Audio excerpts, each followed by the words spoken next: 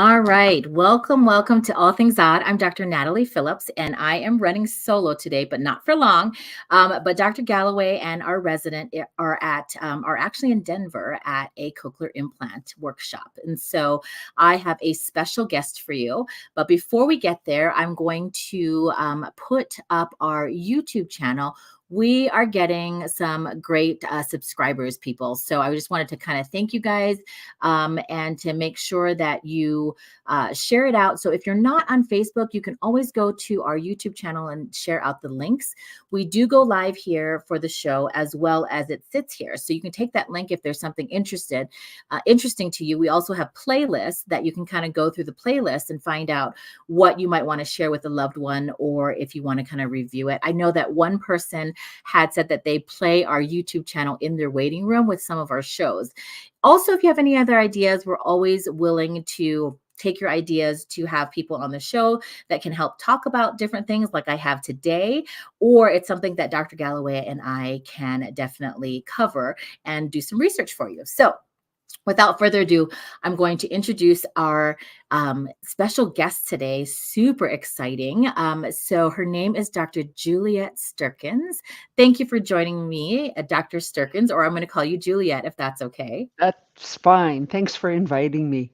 Awesome. So I'm going to introduce a little bit more about Juliette. She's a really well-known audiologist. That she's a hearing loop advocate. And for people who don't know what hearing loops are, we're going to talk all about that today. But I'm super excited because Juliette actually travels around the world to kind of help people set up hearing loop systems. So she is not only an audiologist, but she actually helps people set up hearing loop systems in the community and knows a lot about that. As she's talking, I have some really great different links that I'm going to kind of pop up. She also did a TED talk for Oshkosh, a TEDx talk, and she talks about hearing loop systems as well. So we get to have her on the show and to be able to educate us a little bit more, but to really talk a little bit more about hearing loop systems. Let's kind of back up and talk more about assistive listening devices first. And so there are all kinds of assistive listening devices. I'm going to have Juliette share about them. But, some people think of assistive listening devices as a vibrating alarm clock or a light that flashes. And those are definitely assistive listening devices that if you have a hearing loss and you don't happen to have your hearing aids in, or they don't always transmit different signals to you or notifications on your phone, there are still those types of assistive listening devices to help you in your lifestyle.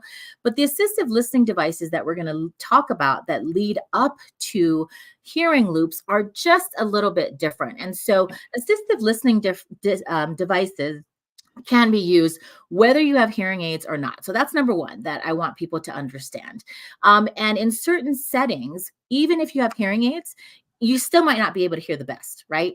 And so that's the kind of assistive listening device that we're going to be talking about, because this type of assistive listening device eliminates like reverberation and some background noise by making the signal closer to you or increasing that signal to noise ratio. So let's say, sitting in a auditorium, and you're trying to listen, but there's so much reverberation in there, or there's people talking. This type of assistive listening device is going to help you hear better, whether you have hearing aids or not, because it's almost like you're going to have the speaker right in your ear. So that's the type of assistive listening device that we're talking about. Juliette, did you want to add a little bit more to that before we get into the loop system? I do, and it depends on who's listening to your show today. But some people think, especially among consumers, that hearing aids are like glasses, right? So you put glasses on your nose, you see pretty well for most people. And so wearing hearing aids gives you good hearing, normal hearing. But the hearing aids have limitations, and their limitation is really beyond 6, 8, 10 feet. They're not going to be as sensitive picking up soft sounds, especially when those sounds are mixed with background noise and, like you said, reverberation. Churches, theaters, lecture halls, meeting rooms. And so in those places where hearing aids essentially are unable to deliver, the law, the Americans with Disabilities Act Mm. law, mandates that an assistive listening system is provided if the venue uses a microphone. And in your city, in Fort Collins, that is also a requirement in places that are bigger than 1,000 square feet. And there is a microphone used, they must provide an assistive listening system. And what the system does, it uses the microphone that may be on the podium or on the lectern. Mhm. It routes the signal from the microphone direct to hearing aids, either through a listening device or, in the case of a hearing loop, through changes in the magnetic field that the Mhm. hearing aid can pick up if the hearing aid is equipped with a telecoil. Yeah. So there's lots of information in just that very tidbit of what Mhm. I just talked about.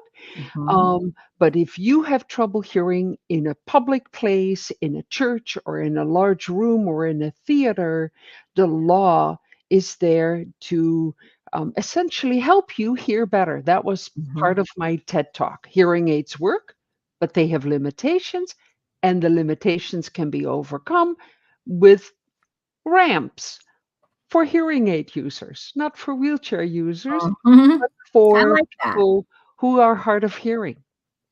And Yeah. even if you don't wear hearing aids, like you said, you can go to the theater and pick up a listening device that will come with headphones, and then you can go to your seat and use that device to hear better in the theater. Mhm. Some movie theaters even offer these devices with captions as Oh, well. So yeah. if you depend on captioning.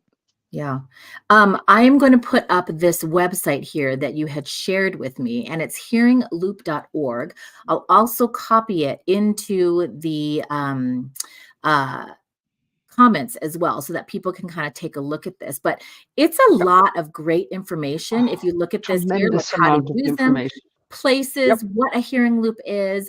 I love over here where it has this Google map of where you can find that. But as I'm kind of like, I'll navigate through this different menu and I'll put the website into our comments here. But talk to me a little bit more about what exactly is this loop system. I know that you talked about the telecoil and this magnetic kind of transfer of signals, right? But, Yep. I think a lot of people question, what but I have Bluetooth, right? Maybe that might be a question from our patients. But I have Bluetooth. Why doesn't it work, right? So let's Okay. talk a little bit more about what the loop system Great. is versus Great. like the Bluetooth. Essentially, we need to back up another step. And when you ask the question, what is an assistive listening system? We Mhm. need to consider assistive listening systems for private use and for Yep. public use. So for Mhm. private use, it could be a remote microphone or a TV streamer, right? Or connecting your cell phone direct to your hearing aids. It's in effect, this is an assistive listening device for you to hear phone better. That works through Bluetooth technology. Mhm. But there's always a but. Bluetooth technology currently doesn't work fast enough, snappy enough to give you a good sound signal in a large auditorium. There's going to be a terrible delay, making it very confusing and echoey to Mhm. hear the sound via Bluetooth. So, to hear in public venues, we use FM technology, infrared technology, or hearing loops. And hearing loops are by far the easiest system to use. In its simplest form, it is a wire embedded in the floor of a venue or in the ceiling up Mhm. above in a meeting room. And that wire gets fed the audio signal from the microphone on the stage. And the hearing loop creates ripples in the magnetic field, little changes in the magnetic field that you can't see or hear unless you have a telecoil in your hearing aid Mhm. or unless you have a listening device with a telecoil. And that little coil inside the device, and when you turn it on, and it must be turned on, you have to push a button or you have to use the app on your phone and swipe that feature on your smartphone. Um, it starts to pick up this magnetic field and changes it back into sound in the hearing aid. So you're hearing the sound from the stage Mhm. as if you are inches away from the microphone, very much like you're hearing me right now, as if I'm just inches away from your ear speaking into this microphone. And Yeah. you know what? We all do it. We Mhm. all hold a phone and we all go, "What did you say?" Yep. You're in the car and you're trying to hear what people are saying. You're improving the signal to noise ratio by doing this. Yep. A hearing loop does it for people who wear hearing aids. Yeah. And I love this too. And you had said, it could be in the flooring, it could be kind of in the ceiling or in the Yep. walls. I had met someone who installs hearing loops in California. I don't know if he still does, but he was explaining how it can also be like, let's say in a movie theater or an auditorium, they can even do it through the seats, right? And so Yes. it kind of weaves back and forth between the different rows of seats as well. Yep. So, it's always good that part of the website there that has that emblem. I know that you also have something that you were going to hold up and show. Yes. So you see how Juliet's emblem or that logo has the T on it, and it stands for telecoil, right? And Yes, so it if you're does. able to see this, either this blue one up on my screen or the one that Juliet's holding, sometimes they'll be in the box offices or, on the websites that you are reserving tickets for. You'll learn that that particular place that you're going to go has a loop system so that you would be able to switch over to the telecoil on your hearing aid Yep. to be able to get tuned in, or where that loop system is going, to be able to hear what's going on the stage from that microphone, right? Yeah. um And what's interesting, the logo that you're showing is doesn't show the letter T. yeah. And that should serve as a reminder if you're a consumer walking into a theater and they only show that ear emblem with the slash through it, but no letter T, that means they have an assistive listening system, but most likely it is not a hearing loop. So with a hearing loop, you can Oh. walk into the room, sit down, and when the show starts, you push the button on the hearing aid. Uh-huh. But with that emblem, you need to go to the service desk, pick up a listening Oh. device. And if you don't wear hearing aids, pick up the headset. And if you wear hearing aids, ask for a neck loop. And the neck loop is, in effect, a Yeah. private loop that you hang around your neck. Yep. And now your head is looped, so to Right speak, there. and you push the button. Yep. Yes, Yep. So that exactly. little picture right there. So Juliet, I had no idea that there was a difference between that ear with the slash with no T Yes. versus the T. So that's good to Yep. know. And that picture right there in the green with the gray head shows that little neck loop that goes around that you can still use. Yep. And you can use that for that particular situation and environment. So that's Now, good to know.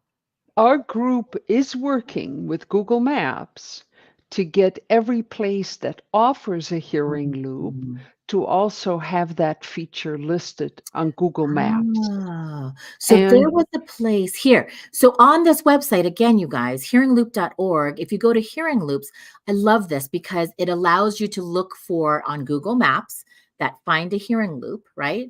yep, And then also installers and vendors. But let me click on that. And I believe, yeah, there's a way that you can kind of see the right there. best Go ahead. way is to have the Google Maps app on your phone. Okay. You click on it. In this case, I will put in the Oshkosh Grand Opera House. Mhm. And if you do that, it will pop right up on my phone. Oh, where's my phone?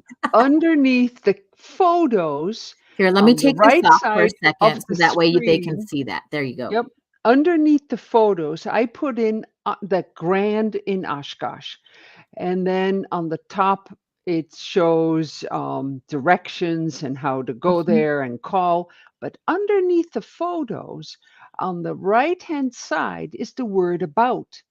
And if you click on the word about, the accessibility feature pops up And in this case, I don't think you can read it, but it says assistive But you hearing know loop. what? It's on the website here, right there. So Exactly. on this one, it's typed in as Yep. the Smithsonian Institute, and Yep. it does have those red arrows where it says about, and then to that accessibility arrow as Yep. well. So again, this website is huge for you guys, and I put it in the comments so that you can click on it on that live website to look at this Google Maps and to also look for when you do Google the location of something to go to the about section and to the accessibility section that Juliette was just talking about. Yep. And if you're a professional watching this presentation right now, it's my belief that as a professional, we should never go to a theater without also picking up a listening device, so Mm. that we as professionals can listen to what the theater is providing for our consumers, for our patients, right? Oh, that's a great And idea. so I've been to places where they have one little measly microphone hanging above the stage, Huh. and they're feeding that sound into an assistive listening system. How Wow. how do you think that system works? And the answer is it doesn't. It doesn't. So, if 20,000 audiologists around the country regularly check assistive listening systems and say, hey, I want to help. I know that Mhm. my patients need better signals. They need microphones of the performers that are right worn right on the ear, or making sure that they use closed microphones on the Mhm. stage, then your patients are going to benefit. And of course, I love that idea. In fact, you just gave me an idea. Like, this is going to be our new audiology resident. So if she's watching, she'll be here next week. We'll introduce you to our new audiology resident. But I'm thinking that would be a great opportunity to go around in the community and just kind of see what's going on, right? Like what you said, and what is then be able available. to, Yep, yeah, educate our patients yep. as they walk in our And door. And that also means not just educate your audiologists, Hmm. but also educate your patients, your Hmm. consumers. How do you have this conversation? Well, I had this conversation with my patients when they came back for their second or third follow-up appointment. This is Mm. not the kind of thing you want to throw on them on the first Sure. appointment. There's way too much going on. But they would tell me, they come in because they want to hear better in church, and then they get hearing aids and they still don't hear the greatest. Yes. That's when you talk about the limitations of hearing aids, and you explain that for that reason, churches offer assistive listening systems. Now, a lot of churches don't have hearing loops, but they do have FM systems with neck loops that you Mm. can use. And as an audiologist, I basically started telling my patients to talk about hearing loops, go experience one somewhere, and then come back and say, and they would tell me, how do I get this at St. Mary's? Or how Mhm. do I get this at Evergreen Retirement Community where I live? And I have trouble Mhm. hearing in the Benke Center. And so you have to kind of put that bug in the patient's ear.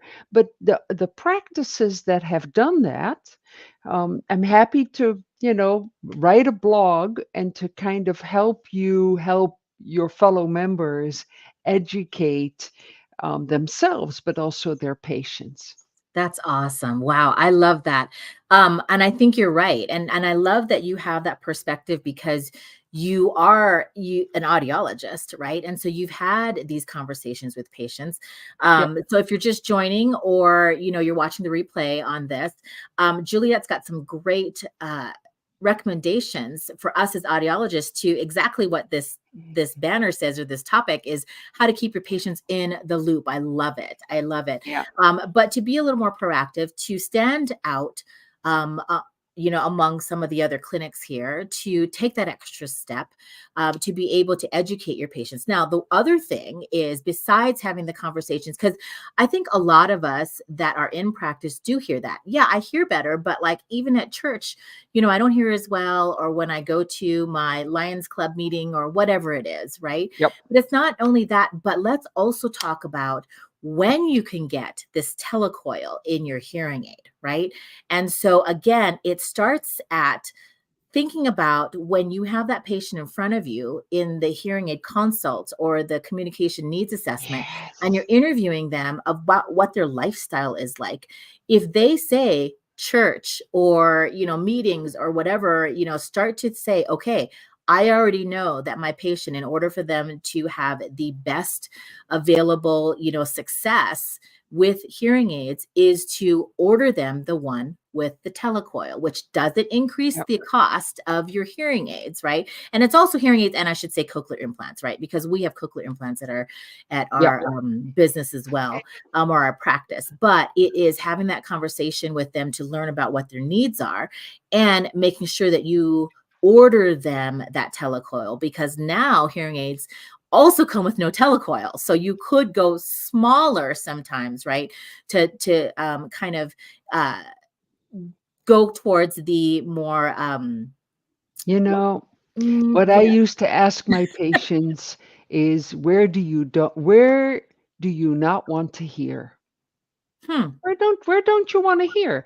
And they would look at me like, "What do you mean?"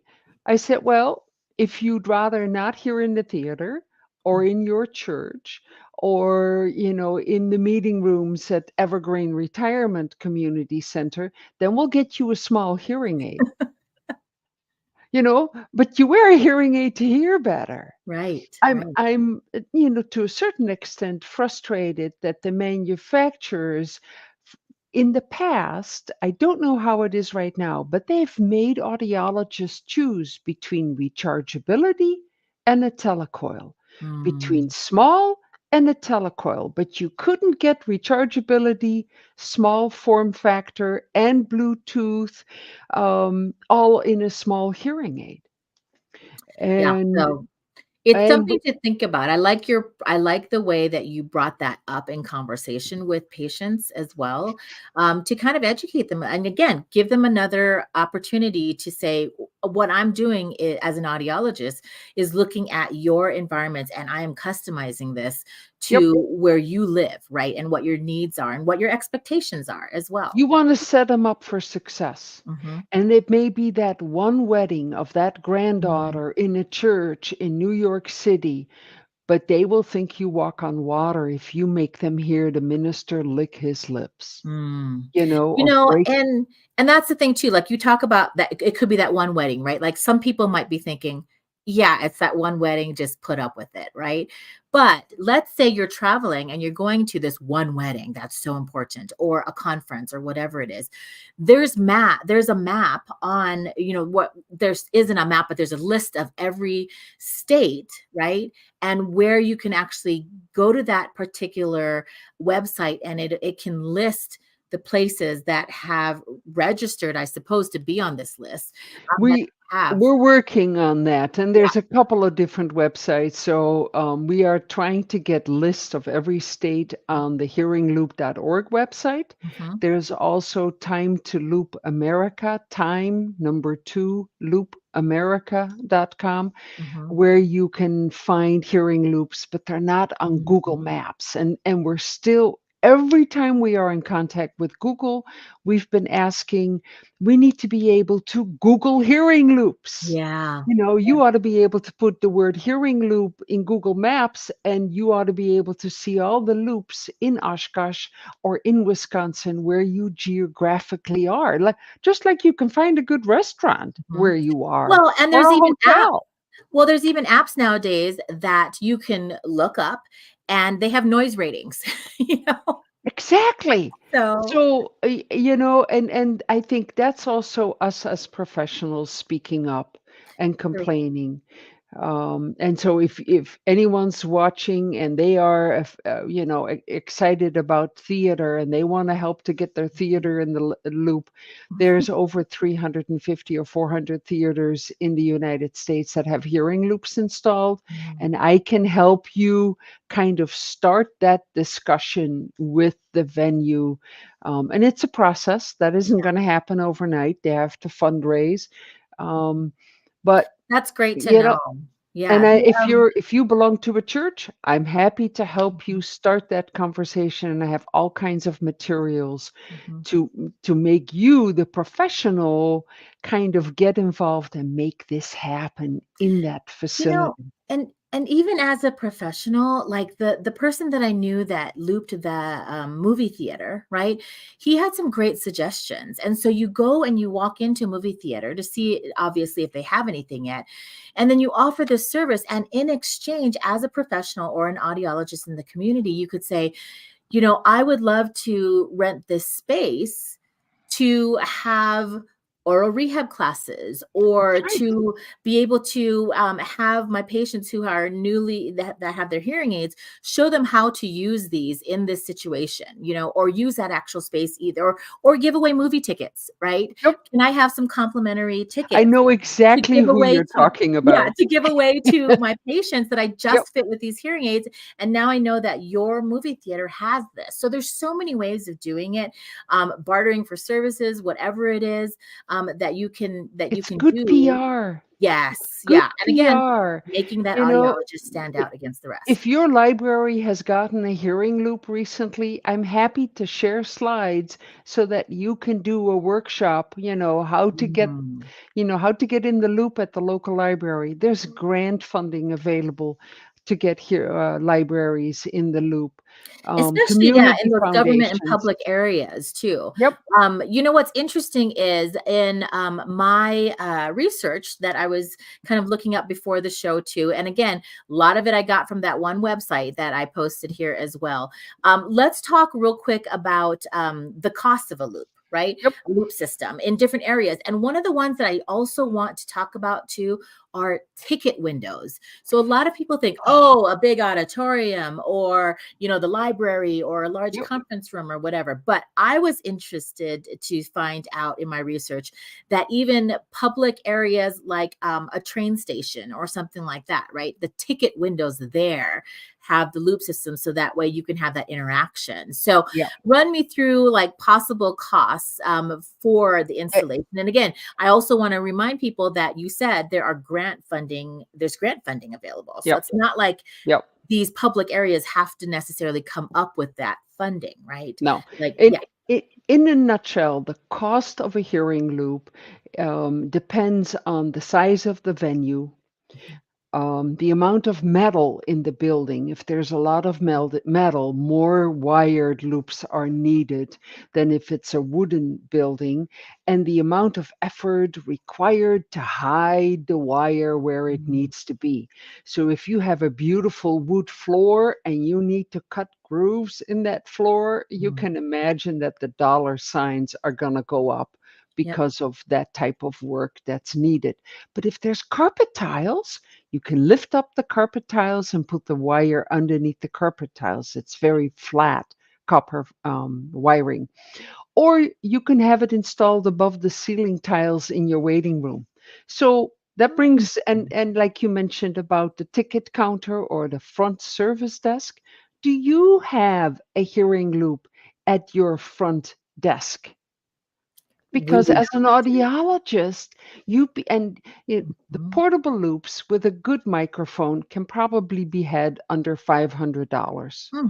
You can loop your TV room for Yeah. less than $500, very much like a TV streamer. But that allows you to show in the waiting room or in the service room where you're fitting the hearing aids that, okay, now I'm going to sit here. Here's the microphone. You're going to be sitting closer to the loop. Now turn on your telecoil. Watch your patient's eyes. Mm. They're going to be able to see this difference or hear the difference. Very much like what you do when you demo a remote mic. Mhm. It's Yep. not any different. Yeah. Hearing is believing. So Mhm. you should have either your waiting room looped with your TV that's going or have a front desk loop. And I can send you some information about that. Those loops installed probably between $600 and $800. Again, they can be installed underneath the desk Mhm. with the microphone pointing towards your secretary or your Mm. receptionist, and basically So simple. a sign on the wall that says we Mhm. have a hearing loop. The patient turns on the telecoil, they'll be able to hear it right away. Works Awesome. through glass, works through Wow. Yeah. these plastic Yep. Hmm. barriers. And of course, in Europe, every post office in the UK has a hearing loop. That's Wow. 11,000 of them. Wow. If you're an audiologist and you're watching this and you do have something in your front um, desk area, put it in the comments so that other audiologists, because I've dropped this show into a lot of different audiology groups on Facebook. And so if All you right. are an audiologist watching this and you've done it in your own front desk, like say, yes, that's me, so that other audiologists can reach out to you and say, hey, I want to do this. Like, how did you do it? Or reach out to Juliette as well. She's Yep. a wealth of information, as you can I can tell. steer you to good Mhm. installers and to other audiologists. And I'm a firm believer that if professionals in a community, and I realize that part of the time you're in competition with each other, but getting Oshkosh has over 60 hearing loops, all churches. The Performing Arts Center in Appleton, retirement communities. And that means that every hearing aid user benefits, Yep. not And just your honestly, yes, patients. we are in competition with other people, but audiologists have they're servant leaders. We are in the service Exactly. providing world. And so it's not about the competition, it's about what is best for your patient, right? And so Yep. I think that a lot of Yep. us are like that. And so I think that sharing this information helps. I actually wanted to read something directly from Juliette just to add to kind of like wrapping this all up today. But this is what she talks about here. And this is exactly her words. Okay. So it says persons with hearing loss frequently need a plus 10 dB signal to noise ratio or greater because the loss of hearing is also associated with the brain's neurological processing of information. Speech that is unfamiliar, which is fast spoken or without the use of visual cues because of the distance, will quickly affect this person's ability to follow the message, resulting in the comment that you hear, I can hear, but I can't understand. And so when this signal to noise ratio, you've heard us talk about this here, drops below the plus 6 decibel level, most people, even with normal hearing, can apply some effort to fully understand and follow the message.